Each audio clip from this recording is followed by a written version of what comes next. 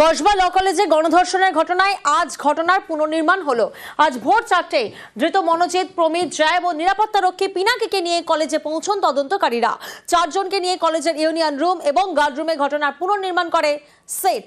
Videography করে 4 ঘন্টা ধরে চলে তথ্য তালাশ। 29শে জুন নির্যাতিতাকে কলেজে নিয়ে গিয়ে ঘটনার পুনর্নির্মাণ করেছিলেন তদন্তকারীরা, আমরা জানি। আর এবার ধৃতদের নিয়ে গিয়ে তথ্য প্রমাণ জোগাড়।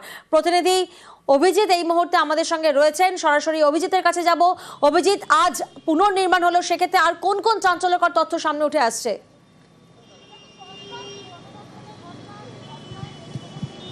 পুলিশ কোনো রকম ফাঁক রাখতে চাইছে না এবং বলা যেতে পারে প্রিয়াঙ্কা যে গোয়েন্দা দপ্তরের আধিকারিকরা এই তদন্তের ক্ষেত্রে যাতে কোনো রকম লুপ অ্যান্ড হোলস না থাকে তার জন্য সর্বতোভাবে চেষ্টা করছে। গত 25শে জুন যে ঘটনা এই দক্ষিণ কলকাতা ল কলেজে ঘটেছে, সেই দক্ষিণ কলকাতা ল কলেজের যে সিকিউরিটি রুম, অর্থাৎ এই মূল প্রবেশদ্বার দিয়ে ঢোকার পর বাঁদিকে যে নিরাপত্তা রক্ষীর ঘর, যেটাকে বলা হয় তদন্তের পরিভাষায় প্লেস অফ অকারেন্স, অর্থাৎ ঘটনাস্থল, সেই ঘটনাস্থল এবং একই সঙ্গে স্টুডেন্টস ইউনিয়ন রুম, ছাত্র ইউনিয়ন রুম, এই দুটি জায়গা যেখানে এই অভিযুক্ত মনোজিৎ মিশ্র সহ মূল যে 3 অভিযুক্ত এবং যিনি নিরাপত্তা রক্ষী, এই 4 জনকে আজ ভোর 4টে থেকে এখানে নিয়ে আসা হয়। প্রথমে যে মূল 3 অভিযুক্ত অর্থাৎ মনোজিৎ, প্রমিত এবং জয়েব আহমেদ, এই 3 জনকে একদম পুঙ্খানুপুঙ্খভাবে পরীক্ষা করা হয়, যে তাদেরকে দিয়ে পুনর্নির্মাণ অর্থাৎ রিকনস্ট্রাকশন করা হয়।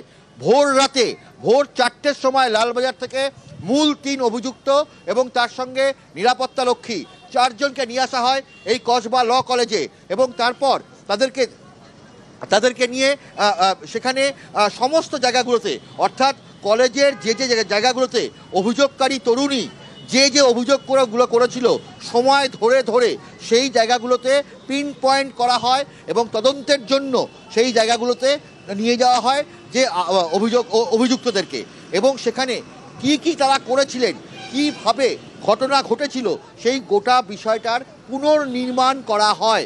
এবং গোয়েন্দা দপ্তরের আধিকারিকরা, লালবাজারের গোয়েন্দা দপ্তরের আধিকারিকরা কোনো রকম ফাঁক রাখতে চায়নি এবং সেখানে গোয়েন্দা দপ্তরের পুরো টিম উপস্থিত ছিল এবং তারা সমস্তভাবে তারা জিজ্ঞাসাবাদ করে এবং ক্রস চেক করে। সবথেকে বড় কথা যে 3 জনকে এবং প্রথমে 3 জনকে গোটা বিষয়টাকে এখানে পুনর্নির্মাণ করা হয়। 3 জনের যখন সম্পূর্ণ হয় তারপরে ওই নিরাপত্তা রক্ষী তাকে দিয়ে যত বেলা গড়ায়, অর্থাৎ 6টার পর থেকে 7টার পর থেকে নিরাপত্তা রক্ষীকে দিয়ে একেবারেই অভিজিৎ, অর্থাৎ শুধুই যে রিকনস্ট্রাকশন তা নয়, কসবা ল কলেজে 3D ম্যাপিং সেটের গণধর্ষণ তদন্তে তথ্য প্রমাণ জোগাড়েও জোর দেওয়া হচ্ছে। ইউনিয়ন রুম এবং রক্ষীর ঘরে 3D ম্যাপিং। প্রতিনিধি অভিজিৎ আমাদের সঙ্গে রয়েছেন। অভিজিৎ, সেক্ষেত্রে ক্রাইম সিনের মডেল নির্মাণ করতেই এই 3D ম্যাপিং করা হচ্ছে।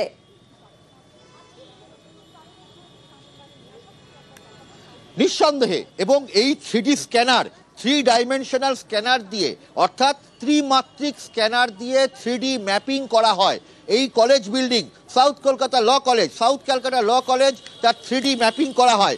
এই কলেজের নিরাপত্তা রক্ষীর ঘর, কলেজের প্লেস অফ অকারেন্স অর্থাৎ এই নিরাপত্তা রক্ষীর ঘর, ছাত্র ইউনিয়নের রুম এবং ক্রাইম সিনের বিস্তারিত মডেল এটার মাধ্যমে সৃষ্টি করা হয়েছে। এবং একই সঙ্গে বলা যেতে পারে যে কিভাবে করা হয় তদন্তের পুঙ্খানুপুঙ্খ বিশ্লেষণের কাজে এই 3D ম্যাপিং অত্যন্ত গুরুত্বপূর্ণ। এই স্ক্যানারের মাধ্যমে ফটোগ্রামেট্রি টেকনোলজি ব্যবহার করা হয়েছে। এই যে স্ক্যানার, সেই স্ক্যানারের মাধ্যমে ফটোগ্রামেট্রি টেকনোলজি ব্যবহার করা হয়েছে। এতে কলেজের স্থানিক নকশা বিস্তারিত বোঝা যাবে। গোটা বিল্ডিংয়ের ভার্চুয়াল রিয়েলিটি সম্পর্কে নির্দিষ্টভাবে বোঝা সম্ভব হবে এই 3D ম্যাপিংয়ের মাধ্যমে। এবং বলা যেতে পারে আরজিকর হাসপাতালের সময়ও এই 3D ম্যাপিং করা হয়েছিল এবং এবারও এই কসবা কাণ্ডে এই 3D ম্যাপিং করা হচ্ছে এবং একদম পুঙ্খানুপুঙ্খভাবে কোনো জায়গা বাদ দেওয়া হচ্ছে না। ইউনিয়ন রুম থেকে শুরু করে নিরাপত্তা রক্ষীর রুম থেকে কলেজের সমস্ত জায়গাগুলোতে একদম প্রত্যেকটা পয়েন্টে সেখানে 3D ম্যাপিং করা হচ্ছে এবং এই 3D ম্যাপিং করে ভার্চুয়াল রিয়েলিটি, অর্থাৎ গত 25শে জুন যেভাবে এই ভয়াবহ ঘটনা ঘটেছিল সেই ঘটনার পুনর্নির্মাণ যেমন করা হচ্ছে তেমনভাবেই তদন্তে যাতে কোনো ফাঁক না থাকে, একেবারে সেই দিকে নজর রাখছেন তদন্তকারী। কসবাই ল কলেজে গণধর্ষণের অভিযোগ, সিট তদন্তের অগ্রগতির রিপোর্ট তলব করল কলকাতা হাইকোর্ট। আর এই সিটের তদন্তেই আস্থা রাখল নির্যাতিতার পরিবার।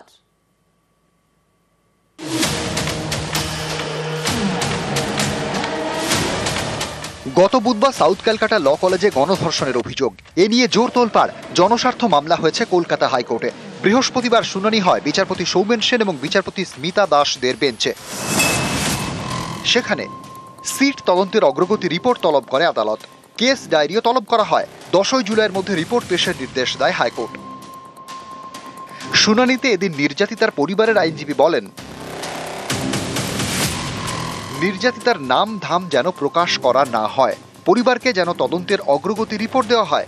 এরপরেই তিনি বলেন, মামলায় যেন নির্যাতিতার পরিবারকে পার্টি করা হয়, শুনানিতে পরিবার যেন বক্তব্য রাখতে পারে। এরপর রাজ্যের আইনজীবী কল্যাণ বন্দ্যোপাধ্যায় বলেন, নির্যাতিতার নাম ধাম বা অন্য কোনো মহিলার ইন্টারভিউ নিয়ে যেন বিভ্রান্তি না ছড়ায়। সমাজ মাধ্যমে বিষয়টি নিয়ন্ত্রণ প্রয়োজন। পুলিশ তদন্তের জন্য সব রকম পদক্ষেপ করেছে। হলফনামা দেখলে আদালত সন্তুষ্ট হবে। এফআইআর হওয়ার 3 ঘন্টার মধ্যে একজন লেডি পুলিশ অফিসার মূল অভিযুক্তকে গ্রেপ্তার করেন। পুলিশের উপর আমার পূর্ণ আস্থা। লালবাজার যে তদন্ত করছে তাতে পূর্ণ আমার আস্থা আছে। সিট যে গঠন করেছে তাদের যা তদন্ত, তাদের তদন্তের প্রতি আমি খুবই আস্থাশীল।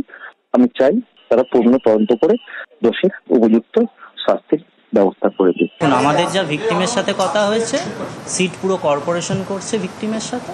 আপাতত সিটের সঙ্গেই ভিকটিমের কথাবার্তা হচ্ছে। মানে কলকাতা পুলিশের ইনভেস্টিগেশনে এখন ভরসা রাখছেন? হ্যাঁ, সন্তুষ্ট এখনো কলকাতা পুলিশের। আমরা আলাদা করে কোনো আবেদন করিনি। আজকে যা মামলা ছিল সেখানে আমরা অ্যাপিয়ার করেছি। 10 তারিখ প্রোগ্রেস রিপোর্টের জন্য রেখেছে। আপাতত ভিকটিমদের সঙ্গে সিট সম্পূর্ণ রকমভাবে সহযোগিতা করছে। 25 জুন সাউথ ক্যালকাটা ল কলেজে ছাত্রীকে গণধর্ষণের অভিযোগ। গণধর্ষণের অভিযোগে জালে 4। তাদের মধ্যে প্রধান অভিযুক্ত মনোজিৎ মিশ্র, এছাড়াও পুলিশ হেফাজতে জায়েব আহমেদ এবং প্রমিত মুখোপাধ্যায়। ধরা পড়ে কলেজের নিরাপত্তারক্ষীও। এই ঘটনা তদন্তে গঠন করা হয়েছে সিট।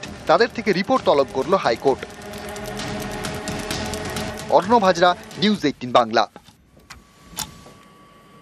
নির্যাতিতা এবং ধৃত নিরাপত্তারক্ষীর বয়ানে মিল। নিরাপত্তারক্ষীর ঘরে গণধর্ষণের অভিযোগ, পুলিশকে নিরাপত্তারক্ষীর ঘরের বিবরণ নির্যাতিতার।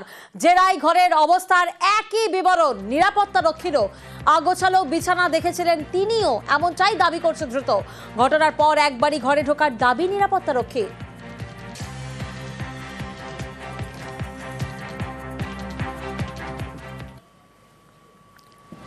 কুকীর্তির পর ঠান্ডা মাথায় বাঁচার প্ল্যান, গ্রেফতারির আগেই আইনি পরামর্শ মনোজিতের। থানায় অভিযোগ হচ্ছে, নিশ্চিত হয়ে আইনি পরামর্শ।